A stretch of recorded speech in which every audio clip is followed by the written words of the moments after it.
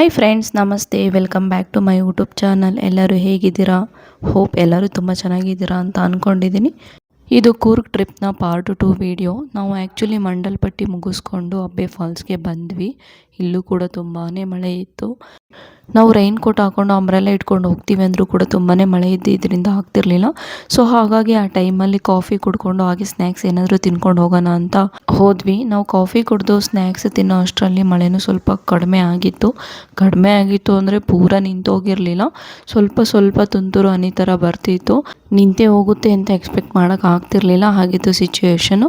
So it's okay ಅಂದ್ಕೊಂಡು ಅದೇ ಮಳೆಯಲ್ಲಿ ನೆನ್ಕೊಂಡು ಹೋದ್ವಿ. ಬಟ್ ಮಳೆಯಲ್ಲಿ ನೆನ್ಕೊಂಡು ಹೋಗ್ಬೇಕಾದ್ರೂ ಕೂಡ ತುಂಬಾ ಎಂಜಾಯ್ ಮಾಡ್ಕೊಂಡು ಹೋದ್ವಿ. ತುಂಬಾ ಚೆನ್ನಾಗಿತ್ತು ಅಂತ ಹೇಳ್ಬೋದು.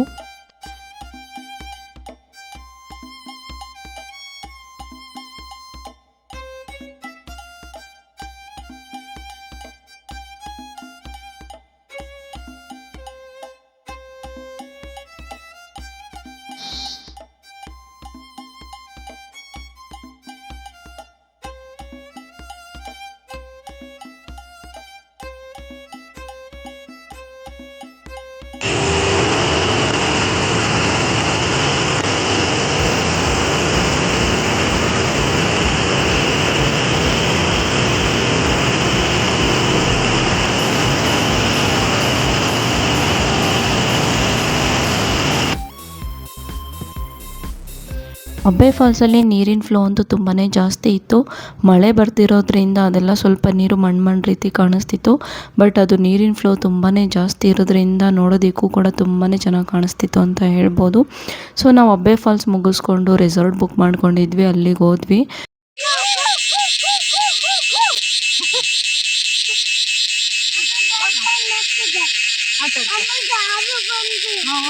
ಅಲ್ಲಿಗೆ ಹೋಗಿ ಇಳಿದ ತಕ್ಷಣ ಆ ಮಳೆ ವಾತಾವರಣಕ್ಕೆ ಈ ಜೀರುಂಡೆ ಅಂತ ಬರುತ್ತಲ್ಲ, ಆ ಸಣ್ಣ ಚಿಟ್ಟೆಗಳ ಥರ ಇರೋದು, ಅದಂತೂ ತುಂಬಾ ಸೌಂಡ್ ಮಾಡ್ತಿತ್ತು.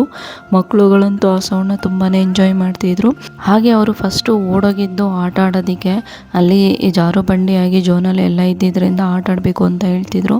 ನಾವು ಸರಿ ಬನ್ನಿ ಫಸ್ಟು ರೂಮ್ಗೆ ಹೋಗಿ ಚೆಕ್-ಇನ್ ಮಾಡಿ ಬರೋಣ, ಲಗೇಜೆಲ್ಲ ಇಟ್ಟು ಆಮೇಲೆ ಆಟ ಆಡೋಣ ಅಂತೇಳಿ ಕರ್ಕೊಂಡು ಹೋದ್ವಿ.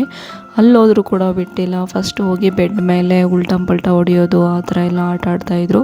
ಅವ್ರ ಆಟಗಳು ನೋಡೋಕ್ಕಾಗ್ದಿರ ಸರಿ ಆಟ ಆಡ್ಸ್ಕೊಂಬರೋಣ ಅಂತ ಹೋದ್ವಿ ಒಂದು ರೌಂಡು. ಅಲ್ಲಿ ಬಿಲ್ಲು ಬಾಣ ಇತ್ತು, ಫಸ್ಟ್ ಅದನ್ನು ಆಟ ಆಡಬೇಕು ಅಂತ ಅಂದರು.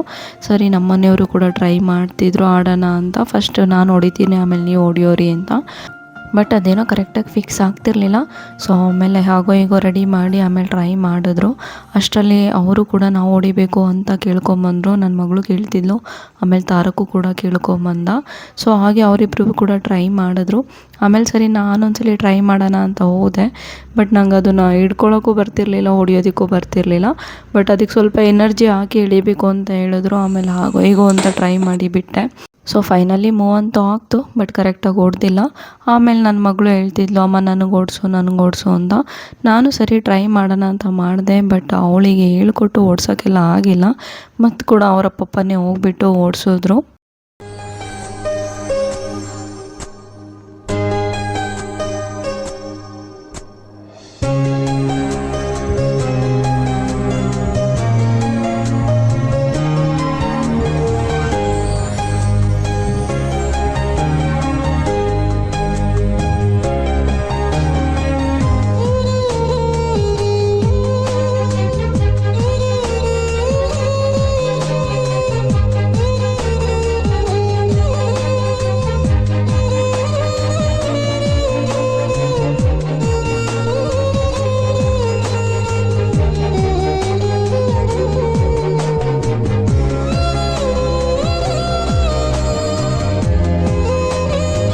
ಆಟ ಎಲ್ಲ ಮುಗಿಸ್ಕೊಂಡು ಹೋದ್ವಿ. ಸರಿ ಫ್ರೆಶ್ ಆಗಿಬಿಟ್ಟು ಸ್ನ್ಯಾಕ್ಸಿಗೆ ಹೋಗೋಣ ಅಂತ ಹೇಳಿ.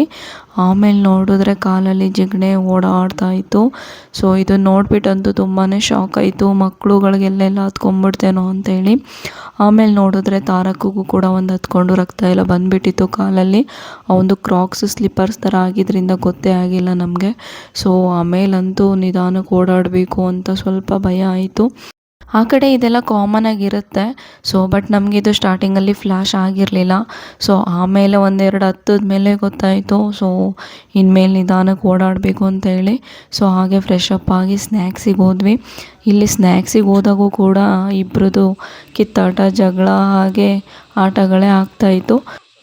ಆಮೇಲೆ ಸ್ನ್ಯಾಕ್ಸ್ ತಿಂದ್ಕೊಂಡು ಕಾಫಿ ಕುಡ್ಕೊಂಡು ಒಂದು ರೌಂಡ್ ಆಚೆ ಎಲ್ಲ ಓಡಾಡ್ಕೊಂಬರೋಣ ಅಂತ ಪ್ಲ್ಯಾನ್ ಇತ್ತು. ಬಟ್ ಯಾವಾಗ ಒಂದೆರಡು ಜಿಗಣೆ ಹುಳು ಎಲ್ಲ ಹತ್ತಿತ್ತು, ಆ ಪ್ಲ್ಯಾನ್ ಅಲ್ಲೇ ಸ್ಟಾಪ್ ಮಾಡಿಬಿಟ್ವಿ. ಸೊ ಮಾರ್ನಿಂಗ್ ಹೋದ್ರಾಯ್ತು, ಈ ಕತ್ಲೆಲೆಲ್ಲ ಬೇಡ ಅಂತೇಳಿ ಹೋಗಿ ರೂಮಲ್ಲಿ ರೆಸ್ಟ್ ಮಾಡಿದ್ವಿ.